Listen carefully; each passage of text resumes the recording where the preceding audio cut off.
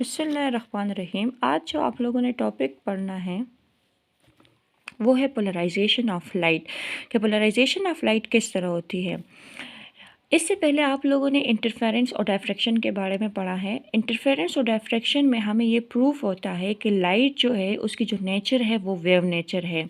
तो interference and diffraction prove the wave nature of light. Wave nature of light के बारे में हमें प्रूव करता है, लेकिन इंटरफेरेंस और डायफ्रैक्शन के बारे में हमें ये पता नहीं चल सकता कि वेव की करैक्टर क्या है, मतलब उसकी करैक्टर ट्रांसवर्स है या उसकी करैक्टर लॉन्गिट्यूडनल है। तो सिंपली उसके बारे में हमें वेव नेचर के बारे में पता चल सकता है कि लाइट की जो करैक्टर है वो वेव नेचर है, लेकिन उसमें हमें ये पता नहीं चलता कि आया ये लाइट जो है ये ट्रांसवर्स है या लॉन्गिट्यूडनल है।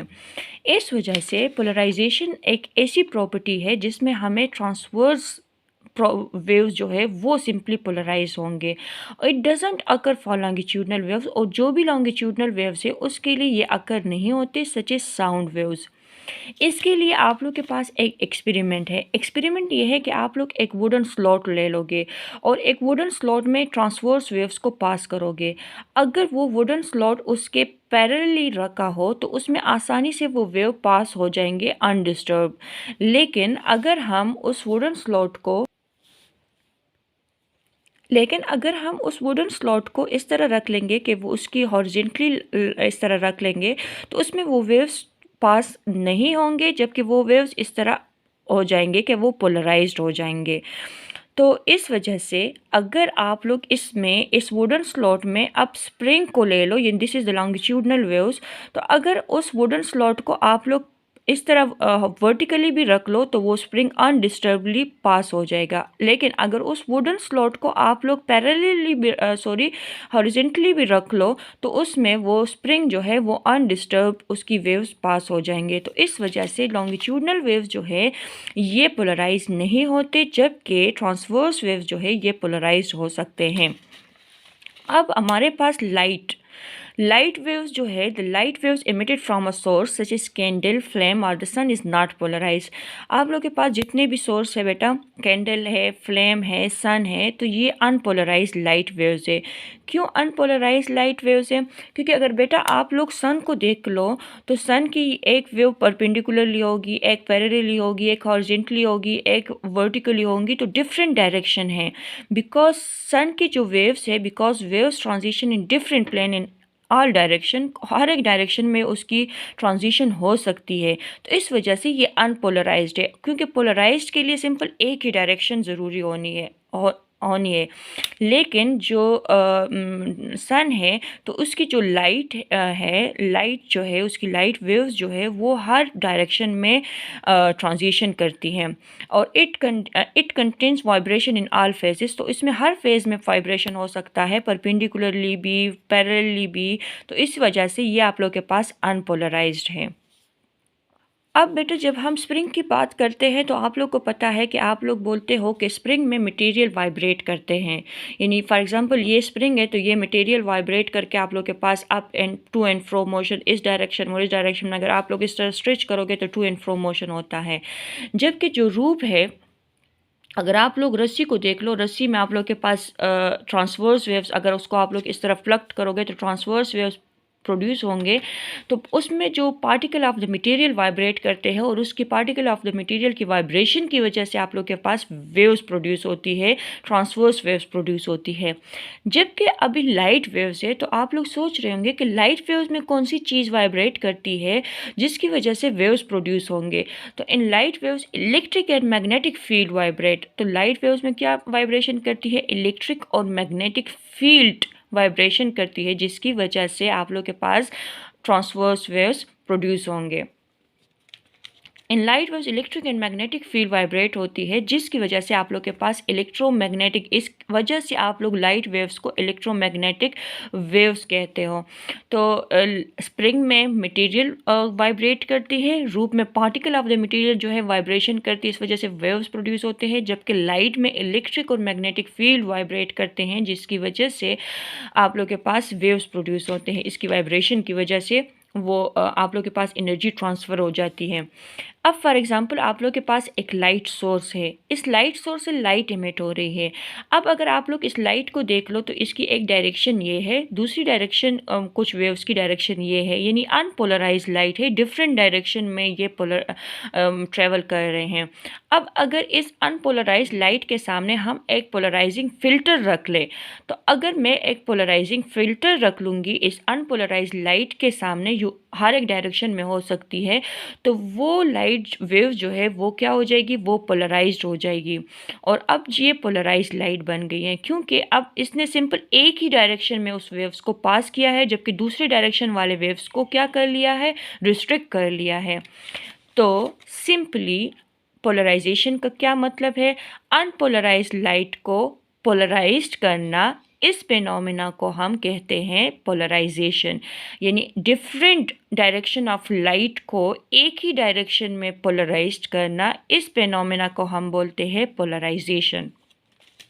अब बेटा हम डिफिनीशन कर सकते हैं इसकी। Polarization is the process by which the electric and magnetic vibration of light waves are restricted to a single plane of vibration, यानी यहाँ पे आप लोग के पास डिफरेंट प्लेन ऑफ वाइब्रेशन में ट्रेवल कर रहे थे, लेकिन पोलराइजेशन एक ऐसा प्रोसेस है जिसमें इसने इसको रिस्ट्रिक्ट किया और एक प्लेन ऑफ वाइब्रेशन में, सिंगल प्लेन ऑफ वाइब्रेशन में। तो इस प्रोसेस को हम बोलते हैं पोलराइजेशन। अब प्रोडक्शन ऑफ पोलराइज्ड लाइट जो है वो डिफरेंट मेथड है। एक सेलेक्टिव ऑब्जर्वेशन है, रिफ्रैक्शन फ्रॉम सरफेस है, रिफ्रैक्शन थ्रू क्रिस्टल है, स्कैटरिंग बाय टिनी पार्टिकल है। डिफरेंट प्रोसेसेस है, डिफरेंट प्रोडक्शन है। इसमें जो सबसे पहला वन प्रोसेस है वो है सेलेक्टिव ऑब्जर्वेशन, इसके बारे में हम पढ़ेंगे। सेलेक्टिव ऑब्जर्वेशन जो है ये एक ऐसा मेथड है जिसमें आप लोग क्रिस्टल को यूज़ करोगे। Okay, the selective observation method is the most common method to obtain plain polarized light by using certain polarized crystal called dichroic substance। Selective observation method एक ऐसा मेथड है जिसमें हम प्लेन पोलराइज्ड लाइट को use करके एक polarised crystal को use करके, जिसको हम बोलते हैं डाइकोरिक सब्सटेंस, और उस सब्सटेंस को यूज़ करके हम क्या करते हैं, लाइट को पोलराइज्ड करते हैं। और उस डाइकोरिक सब्सटेंस को हम क्यूनिन आइडोसल्फेट कहते हैं। ओके, अब इसका प्रोसेस क्या है, ये क्यून आइडोसल्फेट में जो पार्टिकल की अरेंजमेंट होती है वो इस तरह होती है कि उसमें सिंपल उसकी अरेंजमेंट, फॉर एग्जांपल ये एक अरेंजमेंट है पार्टिकल्स की, एटम्स की, तो इसको हम कहते हैं क्रिस्टलोग्राफिक एक्सिस। ये क्रिस्टलोग्राफिक एक्सिस इस तरह अरेंज के होते हैं कि इसमें सिंपल पैरेलल लाइट पास होता है, जबकि परपेंडिकुलर लाइट पास नहीं होता। इसकी हम प्रोसेस किस तरह है, इसका प्रोसेस किस तरह है, प्रोडक्शन किस तरह है। फॉर एग्जांपल ये आप लोग के पास अनपोलराइज्ड लाइट है। अब अगर ये अनपोलराइज्ड लाइट है तो ये हर एक डायरेक्शन में ट्रेवल हो रहा है। ये देखिए, इस डायरेक्शन में भी ट्रेवल, इस डायरेक्शन में भी ट्रेवल, इस डायरेक्शन में भी ट्रेवल, हर एक डायरेक्शन में ट्रेवल हो रहा है। अब हम क्या कर लेंगे, यहाँ पे डाइकोरिक सब्सटेंस ले लेंगे। जब मैंने इस अनपोलराइज्ड लाइट के सामने एक डाइकोरिक सब्सटेंस ले लिया, तो इस डाइकोरिक सब्सटेंस में एटम्स की अरेंजमेंट इस तरह होती है, डाइकोरिक सब्सटेंस या पोलराइड क्रिस्टल भी आप लोग बोल सकते हो। तो इस डाइकोरिक सब्सटेंस में एटम्स की अरेंजमेंट इस तरह होती है कि ये सिंपली पैरेलल लाइट को पास करेगा। तो जो पैरेलल लाइट, इसके पैरेलल रेज जो है, लाइट के जो रेज है वो पास हो जाएंगे, और जो भी परपेंडिकुलरली है वो रिस्ट्रिक्ट हो जाएंगे। मतलब ये कि वो ब्लॉक हो जाएंगे। इसी तरह आप लोग के पास वो लाइट सिंगल प्लेन में वाइब्रेट हो रही है, यानी यहाँ पे आप लोग के पास डिफरेंट प्लेन्स थे, लेकिन अब सिंगल प्लेन में सिंपली पैरेलल में जा रही है। तो ये आप लोग के पास पोलराइज्ड लाइट बन गई। सही है, मैं दोबारा समझाती हूँ कि आप लोग एक सोर्स ले लोगे, सोर्स से अनपोलराइज्ड लाइट एमिट हो रहा है, आप लोग इसके सामने एक डाइकोरिक सब्सटेंस ले लोगे।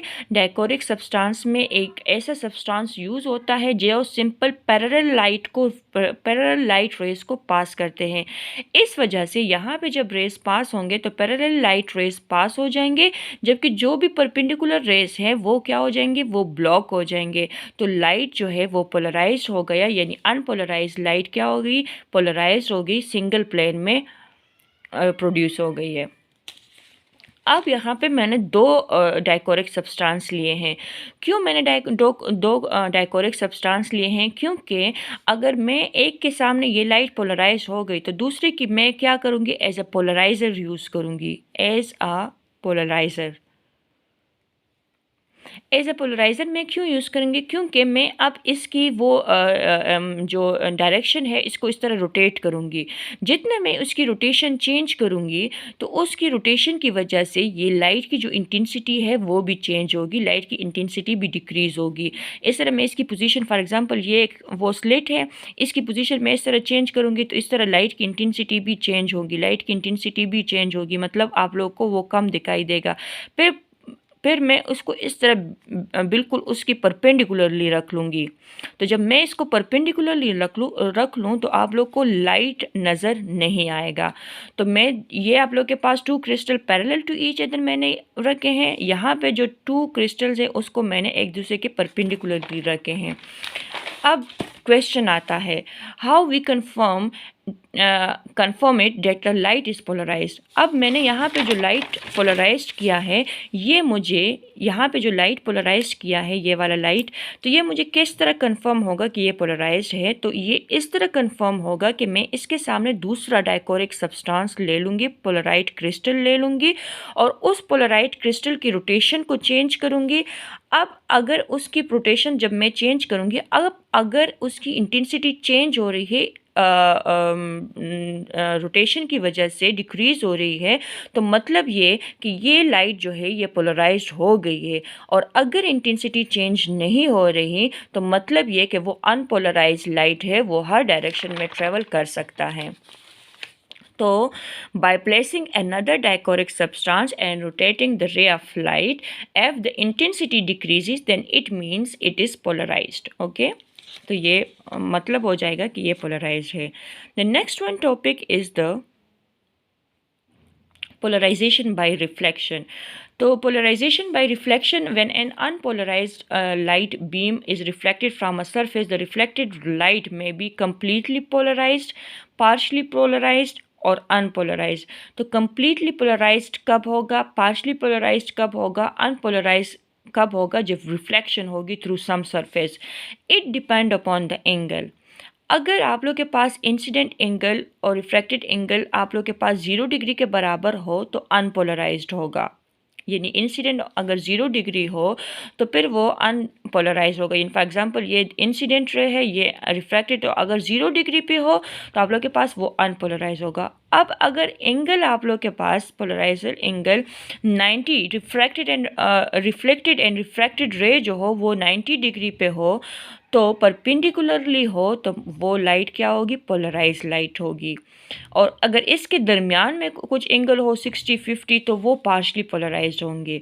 और ग्लास के लिए, अगर for glass of reflection, glass के लिए हमारे पास जो पोलराइज्ड एंगल होनी चाहिए रिफ्लेक्टेड और रिफ्लेक्टेड रे के दरमियान वो 57 डिग्री होनी चाहिए। ओके, अब फॉर एग्ज़ाम्पल यहाँ पे ये एक अनपोलराइज लाइट है, ये मीडियम 1 है, ये मीडियम 2 है। अब इस अनपोलराइज लाइट को हमने फॉल किया है तो ये रिफ्रैक्टेड है और ये आप लोग के पास दोबारा रिफ्लेक्टेड रे है। अब रिफ्रैक्टेड रे के मैंने आर लिया है और ये रिफ्लेक्टेड और रिफ्रैक्टेड रे के दरमियान जो एंगल है वो 90 डिग्री है। और this is the polarized angle IP और this is the incident ray. सही है।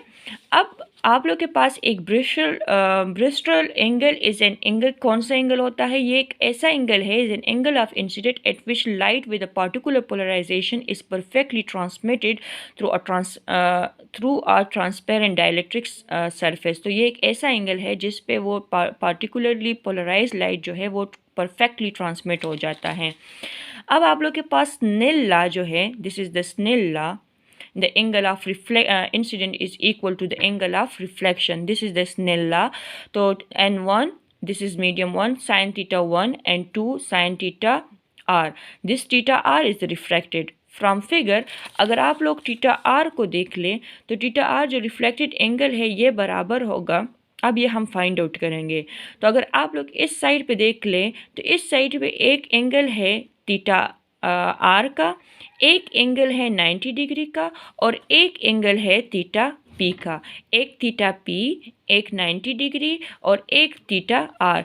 इन तीनों को मिला के आप लोग के पास ये एक 180 के बराबर है। For example this is a 180 degree line, ये एक लाइन है, तो इसमें एक रे हो गया थीटा पी, एक आप लोग के पास हो गया थीटा आर और एक आप लोग के पास 90 डिग्री। तो आप लोग इस तरह लिख सकते हो ना बेटा कि 180 degree is equal to theta P plus theta R plus 90 degree.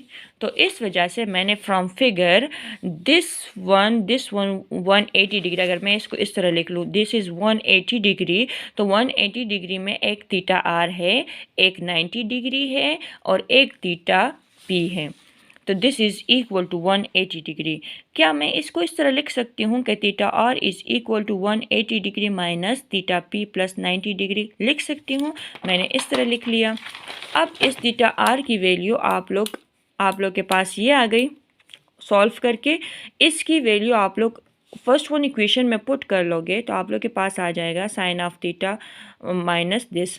अब इसके लिए एक फार्मूला है कि जब आप लोग इसको ओपन करोगे तो sine 90 degree cos of theta P minus cos of 90 degree sine of theta P. This is the formula. अगर आप लोग के पास ब्रैकेट में इस तरह हो तो अगर आप लोग इसको ओपन करोगे तो एक बार साइन आएगा, एक बार कॉस, एक बार कॉस, एक बार साइन।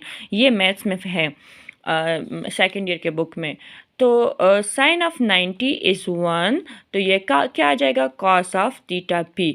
कॉस ऑफ 90 इज़ 0, तो ये वाला टर्म सारे 0 हो जाएंगे, तो यहाँ पे कॉस ऑफ थीटा पी आ गया। तो then n1 is equal to sine theta P is equal to n2 cos of theta 2।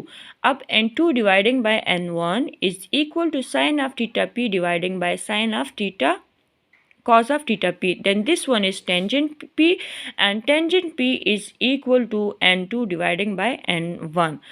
For air के लिए आप लोग के पास n1 जो है वो 1 के बराबर होता है और n1 is the refractive index, ये आप लोग के पास 1 के बराबर होता है। n2 आप लोग कोई भी चीज़ लिख सकते हो, n लिख सकते हो, तो n is equal to tangent theta p। Then this is called Brewster law. आप लोग के बुक में भी यही है और जो मैंने एक्सप्लेन किया है। अच्छा बेटे, यहाँ पे एक चीज़ एक्सप्लेन हुई है, ये एप्लीकेशंस, ये आप लोग डिफरेंट देख ले। जो आप लोग सन ग्लासेस यूज़ कर रहे हो तो आप लोग को लाइट सन ग्लासेस आप लोग के पास किस तरह होते हैं? सन ग्लासेस जो होते हैं उसमें एक ऐसा मटेरियल यूज़ होता है जो लाइट को पोलराइज करता है, जिसकी वजह से आप लोग के पास, तो उसमें आप लोग के पास सन ग्लासेस जब आप लोग यूज़ करते हो, यहाँ पे दिए भी हैं कि horizontally polarize light is observe. जो भी हॉरिजॉन्टली लाइट जो है तो वो ऑब्जर्व हो जाती है। सिंपल आप लोग को एक प्लेन वाली लाइट मिलती है, जिसकी वजह से आप लोग को के पास वो लाइट जो होती है वो पोलराइज लाइट होती है। डिफरेंट एप्लीकेशन है, ये आप लोग देख ले। जहाँ पर भी मुश्किल हुआ तो फिर आप लोग पूछ सकते हो, और जो इसमें है वो हमने एक्सप्लेन कर दिया है। सही है, थैंक यू।